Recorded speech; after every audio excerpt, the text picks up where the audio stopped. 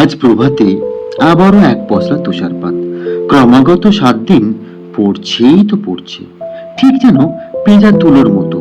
পৃথিবী সাদা শাড়ি আজ, ন্যাড়ামাথা গাছগুলো এক ঠাঁই। আঙিনায় জমে আছে তুষারের মিহিকণা, পৌষের সফেদ চালের গুঁড়োর মতো।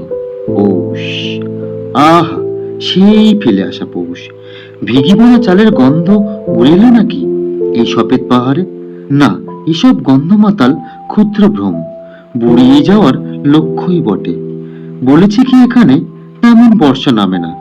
তীর উচ্ছানো ঘোলা পানির নদী নেই এই বর্ষায়, নেই পাল তোলা নাও দিগন্ত রেখায়।